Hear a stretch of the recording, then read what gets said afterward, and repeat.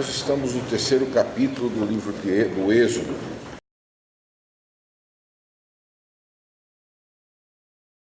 Meus irmãos, o capítulo 3 do livro de Êxodo é um capítulo extremamente simples, mas é um capítulo fundamental. Fundamental porque descreve verdades básicas sobre o Senhor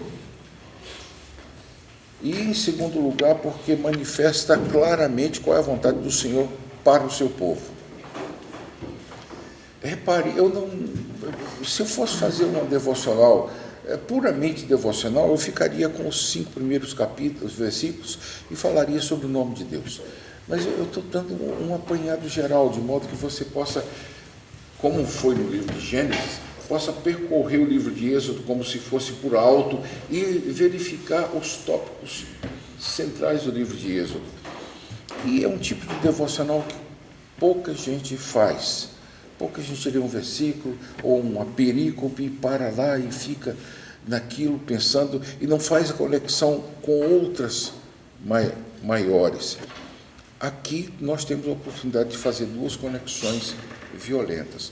A mais simples de tudo é a descrição da terra. Uma terra que emana leite e mel. Aí você diz, uma terra de fartura. Mas o termo mana, leite e mel é um termo bem técnico. Mana leite, terra com capim em abundância, onde as vacas produzem bastante leite. As vacas, as cabritas, as ovelhas, produzem bastante leite porque o pasto é farto. Terra que mana mel, uma terra muito florida, muito exuberante, onde há farta produção de mel. Não é apenas uma descrição poética da terra, é uma descrição técnica da terra. Mas é curioso que mais tarde o Senhor vai alertar sobre essa terra que mana leite e mel, que entretanto é uma terra sujeita a um regime de chuvas, o que eles não estavam acostumados no Egito. No Egito, o Nilo subia, plantavam. Quase não chovia lá. Aqui não, eles vão depender muito da chuva. E os deuses que eles vão os defrontar são exatamente deuses de nações que prometem fertilidade, especialmente através da chuva. Baal e Astarote eram conhecidos como o casal que providenciava chuvas na época certa. E esse é todo o pano de fundo que depois Elias vai encontrar. Elias vai dizer, não, a chuva não é de Baal, eu vou determinar, vai ficar 3 anos sem chuva, e ficou 3 anos sem chuva. Não teve Baal algum que fizesse chover nesses 3 anos, nem garoa caiu nesses 3 anos, o que era muito normal, uma vez que o vento que passava pelo Hermon, que tem neves eternas, geralmente trazia a garoa à noite. Mas a segunda coisa, o nome de Deus. Essa talvez seja a parte mais importante desse texto. Repare no versículo de número 2. Apareceu o anjo do Senhor. Versículo 4. Vendo o Senhor. Versículo de número 6. Eu sou o Deus de teu pai, o Deus de Abraão, o Deus de Isaque, o Deus de Jacó. Versículo 7, vendo o Senhor, e versículo 14, disse Deus a Moisés, eu sou o que sou. Disse mais, assim dirás aos filhos de Israel, eu sou me enviou aos outros. É daí que vem o nome que, recebendo as vogais de Adonai, acaba dando o som de Jeová. E sem receber vogal nenhuma, vocês veem aqui no seminário sempre como Yahvé. E a gente sabe que o som está certo, porque é o mesmo som que está no final da palavra aleluia. O vé é que nós não sabemos com certeza. Se coloca vé, porque está uma vogal aberta. Nós só conseguimos falar palavras com vogais. Aliás, todas as línguas carecem de vogais. Mas na hora de escrever, os judeus não usavam vogais. Mais tarde que os maçoretas vão colocar vogais. Eles só colocavam as consoantes. Então, nós não temos certeza da última sílaba, V. Por isso chamamos Vé, Yahvé. Ou, se colocar os judeus habilmente, debaixo da palavra, dessa palavra que nós chamamos Yahvé, colocavam as vogais de Adonai, dizendo: onde você for ler isso aí, leia Adonai. Se você pegar uma Bíblia em judeu, tá? Em hebraico está todo escrito Adonai. Então eles viam as vogais e falavam Adonai. Ora, as traduções da Bíblia feita, respeitaram essas vogais e traduziram o nome por Jeová, Jeová. O J para nós é um pouco, tem quase que um som de G, mas na realidade é um Iota, Jeová. Voltando, é Deus que se apresenta. A primeira coisa que vale a pena notar aqui é que no versículo 2 diz: apareceu-lhe o anjo do Senhor. Mais tarde, quando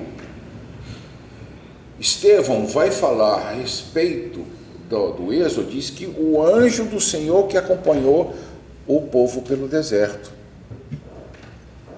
Ora, era um anjo ou era o Senhor?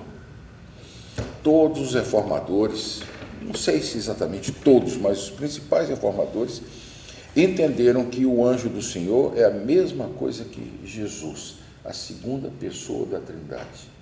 Por quê?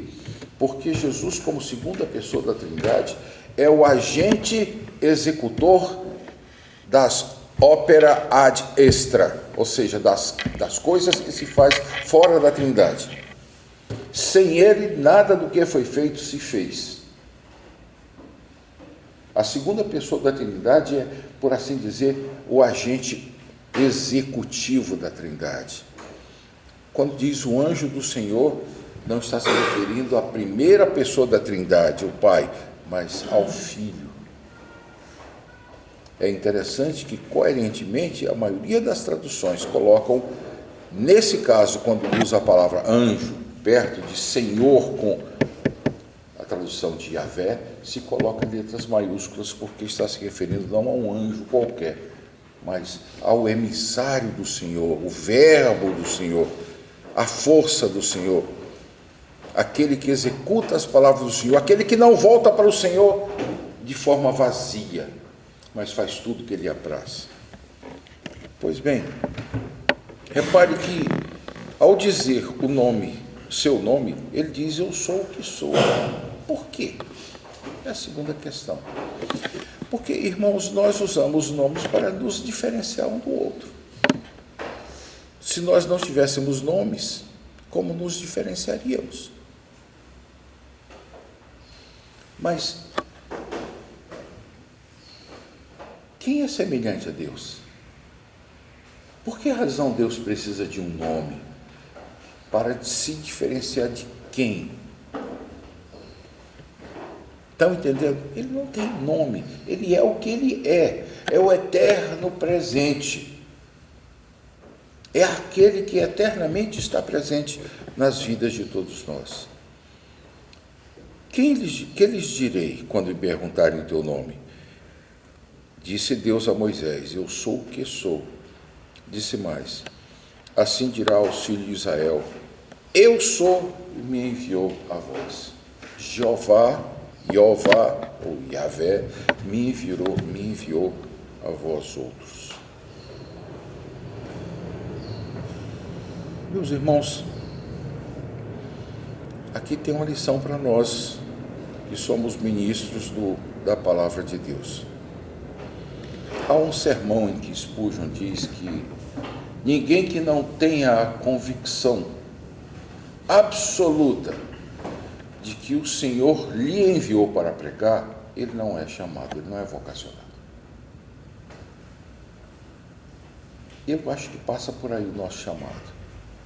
A convicção de a quem enviarei, quem há de ir por nós. Eis-me aqui, Senhor, envia-me a mim. Isaías teve a oportunidade de se voluntariar, mas no caso de Moisés ele não teve. O Senhor disse: você vai e faz isso. Ele até argumentou contra, nós vamos ver no próximo capítulo. Ele: não é você que vai. Jeremias argumentou contra. e chega a reclamar no capítulo 20 de sua profecia, que todas as vezes que eu tenho que falar, eu sofro com isso. E o Senhor diz: eu te escolhi desde o ventre materno. O mandado do Senhor é imperativo. Quem não é chamado não consegue continuar no sagrado ministério. Quem é chamado não consegue ficar fora dele. Não estou dizendo que vocês tenham a mesma missão que Moisés, não. Mas eu estou dizendo que vocês devem a mesma obediência. Nós todos devemos a mesma obediência que Moisés mostrou para com Deus. Quando me perguntarem, por que você está dizendo isso? Quem te mandou dizer isso? Aquele que me mandou falar. Essa deve ser a nossa resposta. E se não for, nosso ministério não será dele.